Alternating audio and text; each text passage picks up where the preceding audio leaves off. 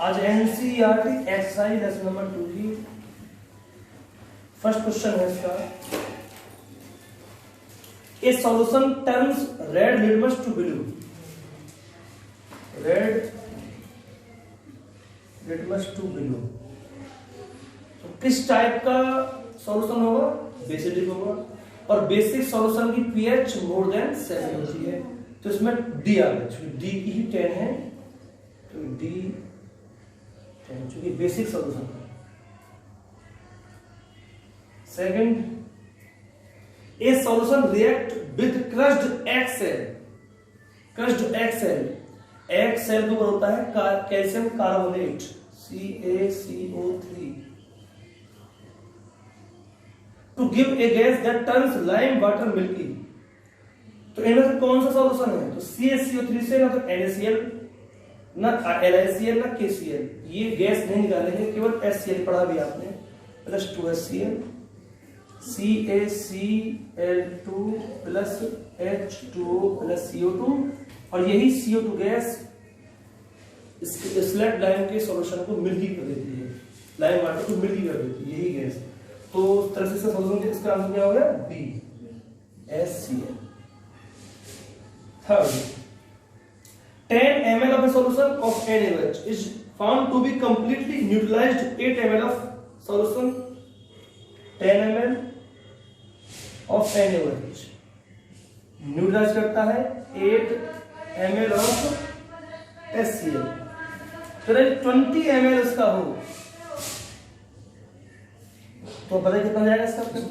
16, double हो जाएगा, ये डबल कर दिया हमने, डबल कर दिया, 16 ml of HCl, तो इसका हो गया तुम्हारा D, D हुआ ना, D 16 ml।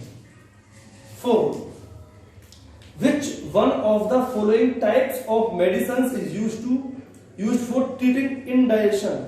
मैं समझाया था आपको, पीएच पढ़ा रहा था कि जो हमारा स्टमच होता है उसमें डाइजेशन होता है, उसमें एसिड निकलता है HCl, जब वो एसिड हाइपर हो जाता है तो हम यूज करते हैं एंटासिड, तो उसमें क्या जाएगा 4 में C antacid.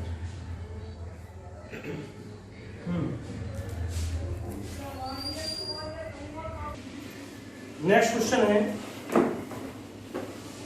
Right word equations and then balanced equations for the reaction taking place given. First, dilute sulphuric acid react with zinc granules. इस लेसन में पढ़ाया गया आपको when metals react with acid then formate salt and hydrogen gas। तो ये चारों reactions इसी पर बेस्ड है। फर्स्ट है zinc granules Zn in solid state plus H2SO4, ये एक्वाटिक है। देन ZnSO4 फॉर्मेट हुआ salt zinc sulphate plus H2। Second है dilute hydrochloric acid react with magnesium ribbon Mg plus 2HCl, ये 2 बार में लगाना है, आपका रिएक्शन लिखेंगे Mg plus HCl aquatic, MgCl2 plus H2 balance करने के लिए, तो यहाँ 2Cl है, यहाँ 2H है, यहाँ 2 लगा देंगे, Mg प्लस 2HCl फिर MgCl2 plus H2।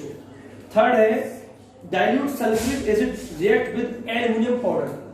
Aluminium powder है, अगर सॉलिड एल्युमिनियम होता तो सॉलिड एल्युमिनियम के ऊपर होता है ऑक्साइड की लेयर होती है, तो सॉलिड एल्युमिनियम रिएक्ट नहीं करता एसिड से, बट एल्युमिनियम पाउडर है तो 2Al प्लस 3H2SO4, 2-3 बार में लगाना है, बैलेंस बाद में करना है, then balance Al plus H2SO4 फॉर्मेट होता है aluminium sulphate, Al2SO4 neutralise. Compound कैसे बनाते हैं बता रखा मैंने पहले, क्योंकि Al 3 पॉजिटिव होता है, SO4 2 नेगेटिव होता है, तो इसके 3 यहां पर, इसके 2 यहां पर, Al2SO4 neutralise plus H2 balance करने के लिए यहाँ 2 यहाँ 3 और यहाँ 3 लगा होगा। Next, dilute hydrochloric acid react with iron filings, iron filings Fe, dilute hydrochloric acid HCl, then ferrous chloride plus H2 balance के लिए यहाँ पर 2 लगा होगा। इस प्रकार से जो क्वेश्चन होगा second. Alcohols and glucose both are covalent compounds, organic covalent compound, not ionic compounds. ये कोवेलेंट कंपाउंड है, आयनिक कंपाउंड नहीं है। तो H में है but these H are when we dissolve alcohol and glucose in aquatic solution, then these compounds cannot release hydrogen ions because these are not ionic compounds. ये H ion release नहीं कर सकते क्योंकि कोवेलेंट कंपाउंड है और covalent compound correct नहीं होता कि वो आयंस रिलीज करें, तो इसलिए इसमें से H पॉजिटिव आयन रिलीज नहीं करते, इसलिए H होते हुए भी ये एसिड की कैटेगरी में नहीं।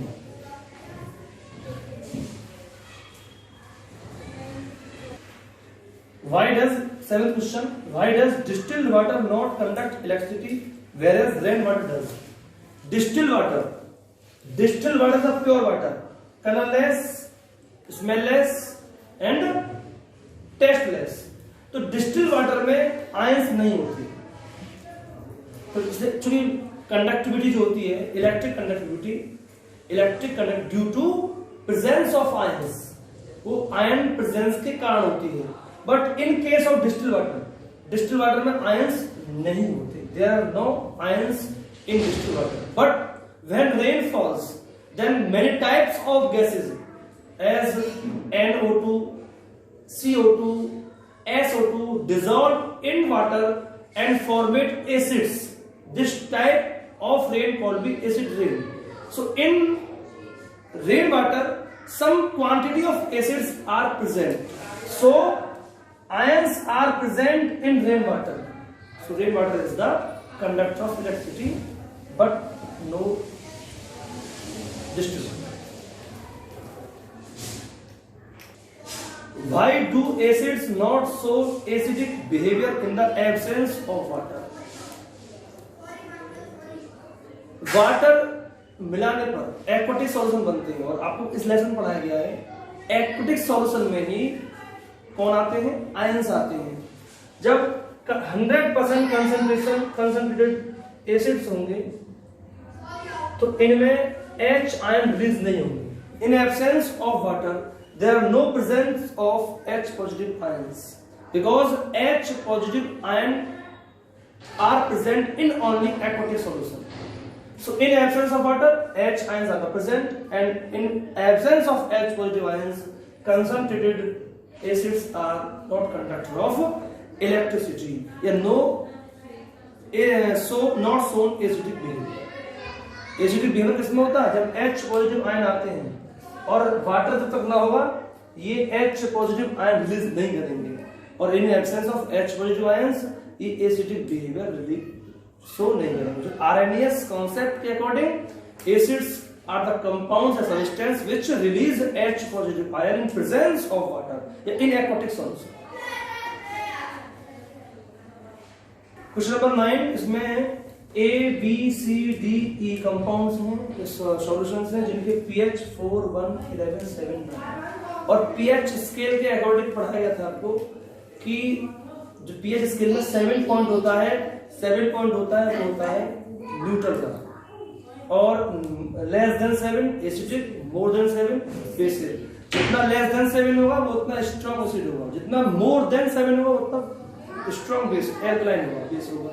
तो क्वेश्चन पूछ रहा है कुछ फर्स्ट एन ए कह रहा न्यूट्रल कौन है, ए NEU न्यूट्रल जिसकी pH 7 है, और D pH 7। Be strongly alkaline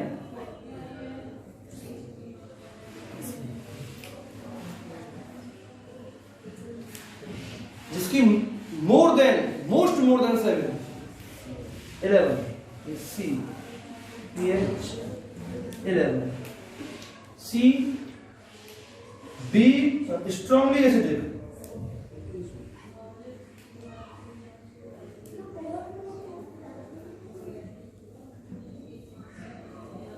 जिसका कम से कम pH है, B pH 1, D weakly acidic,